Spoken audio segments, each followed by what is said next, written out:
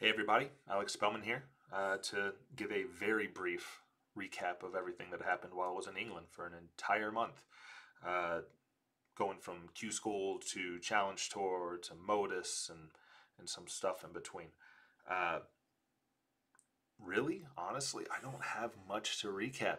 There wasn't much that occurred. I mean, there was a lot that occurred, but not as much that was positive as I would have liked. Heading into Q School, was really confident, playing some of the best darts I've ever played heading into it. And the first 2 days really showed that. Didn't win. I think I lost second round of the first day or something like that. But um, I still averaged high 90s for the day. Second day, um, nearly averaged a ton over 5, 6 matches, whatever it was. Scoring first nine, 110. Like I was playing like I was a top 10 player in the world. I think I had 3 or 4 10+ averages that day. Just everything was clicking. Took the next day off. Came back the first day of the second phase, and unfortunately, something just wasn't right. Um, it it wasn't like the pressure or expectations of Q School. And if I take a quick aside, that's mostly because winning a tour card was not my primary focus. Like, was I there to win a tour card? Yes, I was. Because why not? I'd hate to lose, even if I don't necessarily want the prize. I still want to win. Um, but you know, I heard that there were some concerns when I kind of put out there that that wasn't my concern, or primary goal of getting a tour card. Well, if anybody's actually been watching any of my videos or any of my interviews that I've done with the PDC or Modus or whoever, I've been saying this for a very long time. It's not a secret. It's not a secret to many of the other players over there. They're all discussing whether or not they want their tour card. It's not hidden. It's all public. Um, Mine has been as well. So if you have concerns, well, you haven't been paying attention. If you want details on that, it's simple. I'm not moving to Europe. I'm staying here. And every time I got to travel over there, it's at minimum, 650, $800 for the flight if I'm lucky, uh, on top of trains and hotels and entry fees and all that kind of stuff. So, uh, you know, if I get my tour card, I've got to do that 20 to 25 times a year. Just look at, let's just say it only cost me $1,000, which it's not going to cost me $1,000. It's going to cost more than that, probably closer to 1,500 every single trip. I mean, of course, I could win and make some of that money back, but there's no guarantees of that. Uh, but anyway, so you're looking at $1,000 20 times, so that's 20 grand. But then, like I said, it's probably actually, you know, uh, another $500 a trip out there, so that make that 30 grand. 30 grand just to get there. And well, darts is my job now. I don't have any regular stream of income coming in to keep me afloat there, so I have to make smart decisions. And to be honest, the competitor in me wants that tour card just to do it, but the responsible person and knows that I should probably look at other avenues. The game here is blowing up. Modus is a great option. Challenge Tour is not a terrible option. I'm only having to go over there once every 2 to 3 months now. I can still earn my way to the World Championships, the Masters, all that stuff through the CDC. I honestly think there's better options being based in the United States, not playing on the Pro Tour. Guys like Danny, who's living over there, perfect opportunity for him, and he made the most of it by getting his tour card. You know, uh, so anyway, there shouldn't be any issues there because it's not a secret. It's not like I was told I'm the only person putting it out there publicly, and that's just not true. Not true. But anyway, if you have any other questions or concerns about that kind of stuff, you can just talk to me, ask me. But anyway, getting back into the event, uh, on the days that I was playing really well, that I was putting up those big numbers, my warm up was honestly not great. Like once I got into the match, I kind of just kind of zoned out and I played really well. But I was actually playing pretty poorly on the practice board. I had some mechanical issues that were kind of, uh, I don't know, coming out. I don't know how to word what I'm thinking, but um, and so what happened the rest of Q School wasn't exactly a surprise because I could kind of feel that there was something there that was a little off. Uh, and I'm still actually kind of working through it now. For some reason, I wouldn't call it the yips or dartitis. I've had that before, and this isn't that. But I have a very specific way that I throw. I have a certain release point. I have a certain speed that I like to throw at, and for whatever reason, my brain was fighting me on that. If I tried to release early, or sorry, the earlier I tried to release, the later my brain was forcing me to let go. So if I'm set up here and I'm kind of opening that hand and letting go about right here, my brain was not letting me go, or letting me let it go until I had pretty much reached the extent of my throw. Um, it wasn't like I was actually playing poorly. I was putting up mid 70 averages. I had and consistently, and I haven't done that in a long time. I was letting go of the dart. It felt good to release at the end of my throw. My throw speed was way too fast. I couldn't seem to slow it down. My brain was just not allowing me to. So I tried to work through it by just playing what was natural. I would stack all three darts. All points would be touching, and I'd be this far below the triple 20.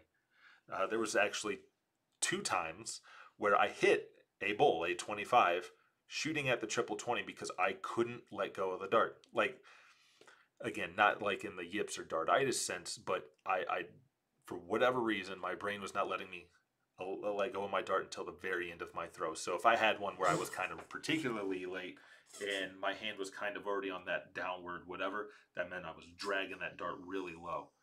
Uh, and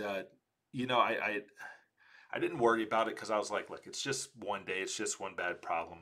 I'll be fine tomorrow. I'll get here, warm up, and be good. Well, the next day it was even worse, and the third day, now I was really thinking about it because it was a problem. I was playing poorly. I wasn't giving myself chances to win at all. Uh, I spent a lot of time that night uh, practicing. I was staying in a really tiny place. There was no place to put up a board, so I put a chair on a bed and then kind of put a board up on that because that's all I had in that particular place I was staying. And I worked on my throw. I tried to slow down. I tried my best to fight my brain a little bit. And that very last day, I kind of made it work. I needed to basically make a semifinal, and I needed to have a huge leg differential. Well, I managed to do almost that. Um, I was able to get some big wins. I don't remember what they were, but whitewashes. Five like 6-1, 5-1s, whatever they were. Uh, so my leg differential was going up there. Actually, James Beaton, I beat him 6-0, and that's really what put me in position to, okay, I might have actually salvaged my week, and I might actually get my tour card here. I just got one match to go. Well, unfortunately for James, I did beat him 6-0. All he had to do was win 3 legs against me, and he would have had his tour card. So that's really unfortunate for him. But I beat him 6-0 with, I think, like a 98-99. I was putting up the numbers, but it didn't feel, that ton average didn't feel as good as the ton averages I was shooting earlier in the week. And I came up a little bit short in the next match, 6-4. I actually was in perfect. I had a great opportunity to win that match. Uh, I had all the momentum, and I couldn't let go of the dart. I just couldn't let it go. Like, I mean, I'd have one throw perfect, and the next throw everything low, and then the next throw perfect. And it didn't really matter if I concentrated on doing what I know I'm supposed to do or tried to like ease the mind. Like, it would just kind of bounce back and forth. Um, I'm happy that I at least closed that event off strong. Uh, I disappointed a lot of people. A lot of people had me picked as being a for sure to get my tour card, and you know, the fact that I have so many people counting on me, and the fact that I even let people down, uh, in a weird way, is kind of a confidence boost because it tells me that, I am doing big things, that people do expect, a lot from me, and I expect a lot from me too. So, uh, you know, I know that I let some people down, but in a weird way that gives me confidence to bounce right back. You know, so stayed with some a friend. Well, I stayed with some friends there. Um, Played some local competitions, uh, and managed to win one of them. Um, I didn't win the other one. He played really well, and I was still struggling to even let go of my dart. Um, it kind of clicked at one of the ADC events where I shot like 122 average, but that was very short lived. It kind of fell apart again after that. It seems like if I can let go of the dart at the when I'm trying to, and even now I'm still struggling with it actually a little bit. My first week back, played my DPFL match and shot a near ton average over 15 legs or whatever it was. And then I played Danny Anson the other day, and I can't let go of the dart again. And I think I maybe got it to 3-3. I don't quite remember. Then I lost something like 9 straight legs. Like I couldn't. I don't know. It's weird. It just seems like it's day to day at the moment. I know what the problem is, and I am working the way that I always do to fix it. And it's better now than it was for sure. But this one's just taking a little bit longer. The brain, like I said, it's sometimes it's involuntary. Like I'm not worried about it. Like I said, I'm on the upswing here. It's fixing itself. It's just for some reason, and people that have gone through dartitis will understand. Like I said, this isn't dartitis, but they'll at least understand what I mean by like it. Sometimes it's just out of your control. Like you just can't do the thing that you're trying to do. So working through that, but I don't have much to say about Modus or Challenge Tour. I just all I did was focus on trying to fix my game. When I was at Modus at one point, like I hold my dart from the front. One of the days I gripped it from the very back, almost where the stem is, just to do something different, and I played just pretty much the same that I had the rest of the week. People probably wouldn't have even noticed that I'd changed anything at all. But just trying to take my brain out of it for a minute to try different things, whatever felt good. And like I said, my throw feels great when I do what my brain wants me to do, but I'm not the player. I'm not as good. I'm not as accurate. I can manage and I can get by. I'm still low 80s, mid low 80s, but that's not where I want to be. I want to be in the low mid 90s, like I was heading into Q school, and then I want to get back to those high 90s, uh, like I was when I started Q school. But anyway, like I said, I say this was going to be short. I don't know how long it's been. It's been 13 minutes. It's not that bad, I guess. This could have been way longer considering I had a month to talk about. But anyway, I'm really looking forward to the rest of the year. Like I said, I went to Q school to win my tour card because why not? The competitor in me wants that. But honestly, my heart's here. I want to grow the game here. I don't want to spend a month away from my wife. I just don't want that. I talked to a couple different managers over there. I'm very blessed that they're interested in me. But when I kind of explained, my reasoning and why I may or may not want a card and what I'm looking to get out of the game, none of them, try to talk me out of that. They actually agreed with, my game plan. If I was living over in Europe, it'd be completely different, but I'm not. And at this moment, I don't want to. I'd rather grow it up here. So I'm going to be hitting up as much as I can this year. Like I said, this is my job now, so I'm going to do as much as I possibly can. Going to pick up on the coaching now that I'm back home. Obviously, some people have some backlog of hours that we can work through. I have a couple new people that have started working with me, so look forward to seeing how they're doing, and then also look forward to any of you guys that sign up in the future. Dabbling in soft tip a little bit more. Went down to play the Booyah qualifier. It was so cheap for me to get up there. I used points for my flight, so it was like $11 for me to get there. The hotel was going to be like $170, and I think the entries are like 170. So like $340 total for me to be up there. Uh, and I was going to play the on-site qualifier, but I had a free Saturday, and I said, screw it. If I'm going to go up there, I might as well double my chances of qualifying for this thing. So went down to um, Myrtle Beach. Joe Giordano had a place for me to play where it was basically just myself and him and some people that were doing construction on a bar. Like literally while I'm playing, I'm sitting here set up playing a match. There's a guy on a ladder, literally 2 feet from me, hanging up like the emergency exit sign over a door and all that stuff. But I got tunnel vision. I'm just watching. I'm just paying attention to what I'm doing, so it didn't bother me at all. But he provided me a great venue and outlet to come down there and play and be successful, and I did really well. I got lucky at times. I mean, it wasn't that I played bad. Actually, that's the first time I pretty much played consistently good the whole day. Sometimes it's good to take a break from this and move on to something else to get the game right a little bit. So, but yeah, I had some lucky moments. People missing outs. I took advantage of it every time, fortunately.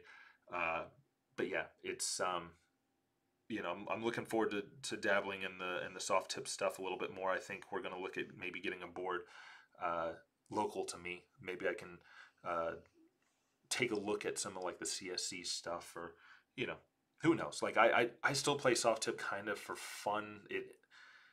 I have a different kind of mental block when it comes to soft tip, where I'll go through a stretch of playing so well. Like Joe Giordano was there, where I think I hit something like, I don't know, 4 or 5 straight 9 marks, and that's not including the 177 first start double 20 finish in the 01 game. So that was something like let's see, 4, 8, 12, 16, like 20 perfect darts in a row.